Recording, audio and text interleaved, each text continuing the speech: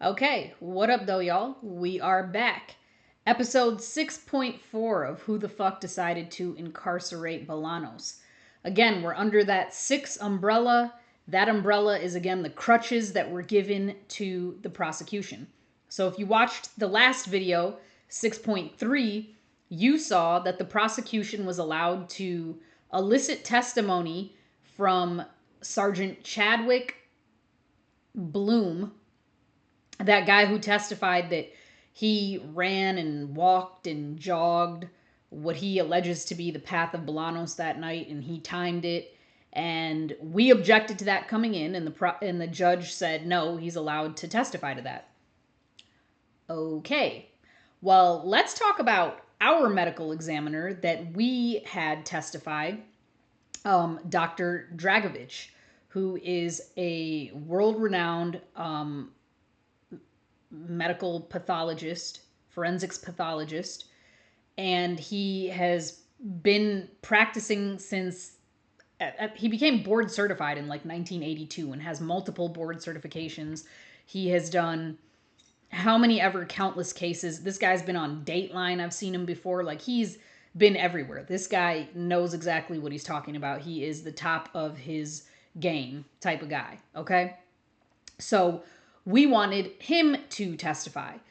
Previously, he had been sent all of the discovery in relation to the autopsy and the photographs and all of that, and we were getting his opinion. His opinion, based on his experience, his knowledge, and all the information that was turned over to him, was that the murder of Samantha Wall was, in fact, a crime of passion. And we wanted him to testify to that. That's his expert opinion. Well, the prosecution did not want him to be able to make that claim. And so we had a Daubert hearing. Again, this hearing was done outside of the presence of the jury. So the jury never got to hear us talk about any of this, and they didn't get to see any of this.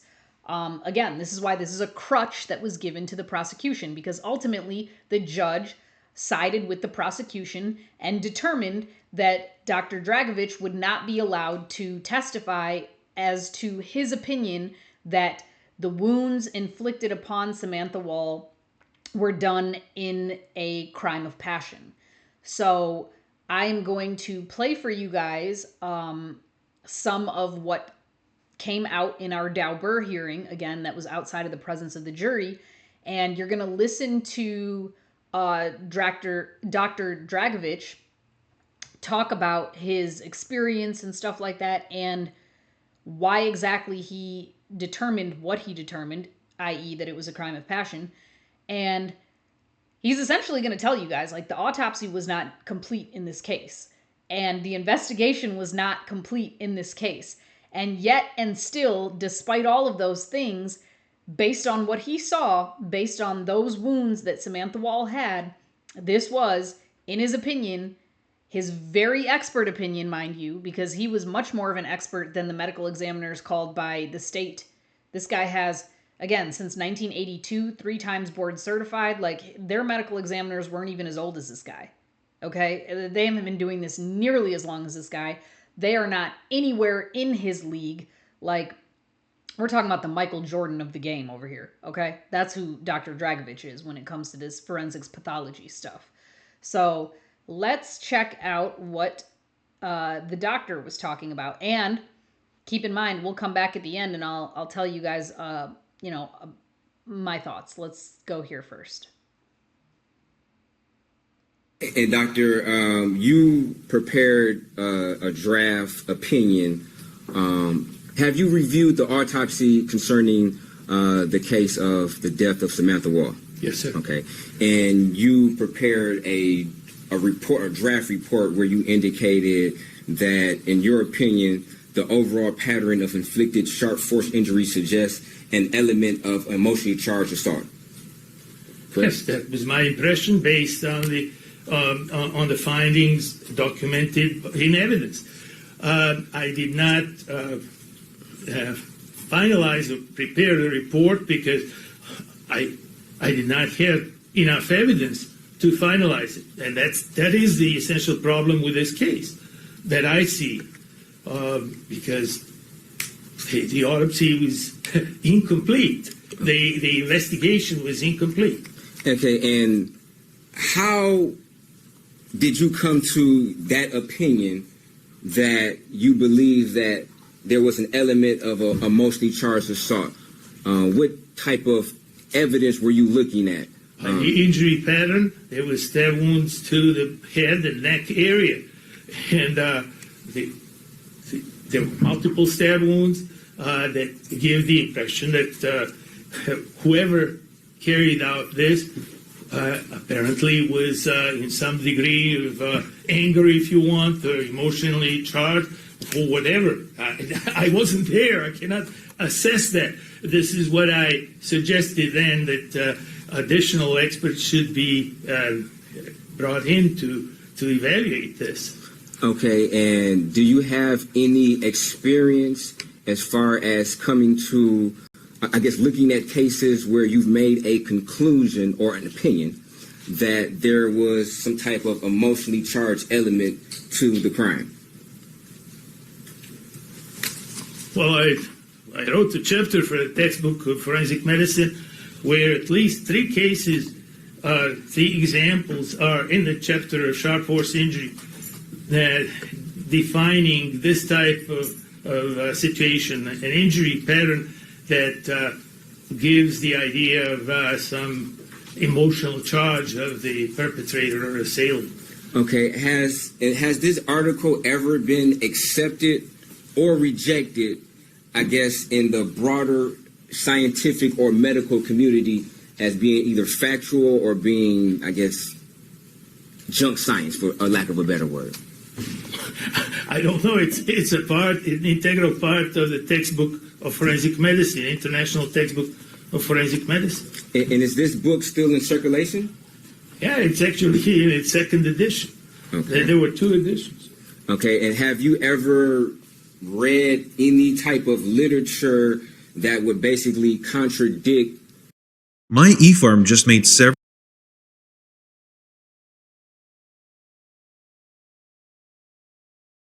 or dispel your opinions that were published in this forensic medicine 2nd edition book? No, sir. Okay. And is your experience on emotionally charged crimes only limited to the cases that you cited in this particular forensic medicine 2nd edition book? No, it's a pattern that is that has to be noted. First of all, observed and analyzed, and then documented and reported. Now, if there is something else that directly brings itself contrary to that pattern, I would like to see it. I would like to be confronted with it so that I can explain. Because I can only explain or try to interpret evidence, nothing else. I cannot create my own out of my mind evidence. It's the evidence that is to be interpreted as best as one can. I'm not clairvoyant, far from that. That has nothing to do with that aspect. Okay. So just to be clear, have you looked at multiple different cases other than what was cited in this particular book that you came to an opinion of whether or not it may have been some emotionally charged assault? Yes. Over the period of so many decades, I have encountered all kinds of cases along the lines of shot force injuries or other patterns of other type of injury, being by blunt force, by gunfire, or by. So this is the cumulative experience that forces me to observe certain patterns and comment on those. In no way in the business of making absolute conclusions on anything, but the patterns offering itself are critical, and I think it's important to bring them to the attention of the public or trier of fact or whoever is looking at it. Have you ever testified as an expert, as a forensic pathologist in court, and gave an opinion of whether or not you thought a particular stabbing or death was emotionally charged? Yes, as a matter of fact, those examples in the chapter are all the post festum after the adjudication cases from sample cases from my everyday experience. Okay, so just to be clear, you testified in those particular cases? Yes, sir. And you gave your opinion in court on whether or not you thought they may have been emotionally charged in those cases? But that was the essence of identification of the pattern. Yes, sir. Okay. Have you ever been denied to testify in a particular court about your opinions on whether or not a homicide was emotionally charged or not? No. I mean, if there was a question put forward to explain, yes, I explained. There was no denial of anything along those lines. Okay. I mean, this is all based on a document by photographing, as it has been in this case. This case has photographic documentation, so it's not out of thin air. Okay, thank you. I think I have no further questions. Okay. So for those of you, again, that listened to the last episode, which was 6.3, you heard the judge say, when she was letting Chadwick Bloom's testimony come in, that we as the defense should just cross-examine. Just cross-examine him. He's going to be on the stand. He's going to testify. I'm going to let him do it. I'm going to let him talk about that path he took. Just cross-examine him. Okay. Well, then under that same theory, why the fuck can't the prosecution just cross-examine Dr. Dragovic about his findings that the murder of Samantha Wall was in fact a crime of passion? Why can't they just do the same thing then? So it's good for us to just cross-examine, but they don't need to cross-examine because we're just going to keep out any mention of that when he testifies, right? So when Dr. Dragovic testifies, he's not going to say anything about it being a crime of passion. How the fuck does that make sense? Somebody explain to me how that makes sense. So we have to do all this cross-examination about testimony that's absolutely fucking irrelevant and literally has no basis to be a part of this fucking case at all whatsoever. But something that's absolutely 100% relevant, and you just heard Dr. Dragovic say that he's testified to this in so many fucking trials before. He's never been denied an opportunity to give his opinion on whether or not something has been a crime of passion. But in this case, the judge was like, nope, he's not going to make any mention of this being a crime of passion. He can testify to all sorts of other shit if you want him to, but he's not going to say anything about that. Well, the prosecution should just cross-examine him about that. But no, the prosecution fought so fucking hard to keep that out because they don't want Dr. Dragovic being the expert that he is and having the knowledge and credentials that he has to get up there and testify to his real opinion, which is that it is a crime of passion, because they know that if he does that, that shatters their entire theory. Their whole fucking case goes out the fucking window if that gets said by Dr. Dragovic. If he says, I believe that this is a crime of passion, I've done this for so many decades, and after doing this for so many decades, and after doing forensic pathology on thousands and thousands of bodies, I've testified to crimes of passion so many times before, blah, blah, blah.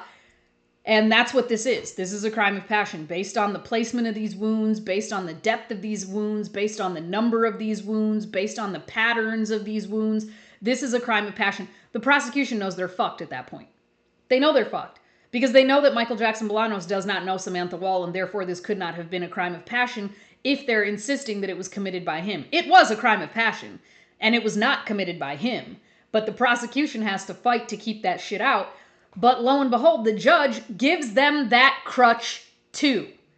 Yet another crutch.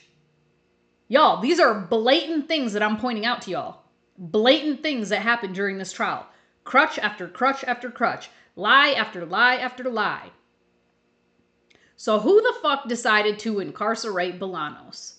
Are y'all starting to see? Because I'm not a conspiracy theorist by any means. I'm far from it. Okay, like the earth is flat, the earth is round, space is the ocean.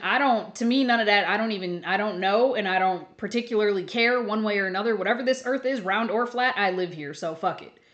My house is leveled, that's all I care about. Is space the ocean? Is ocean space? I don't know. I'm not an astronaut, nor am I a scuba diver, so it doesn't make me any difference. But what's happening in the case of Michael Jackson Bolanos, that makes me a difference, because the wrongful incarceration of individuals is what I try to prevent from happening every single day that I go to work. So that absolutely matters to me. It matters to me that justice in our society is actually just, and that we all deserve and receive fair treatment, which is not the case. And I'm showing you guys that.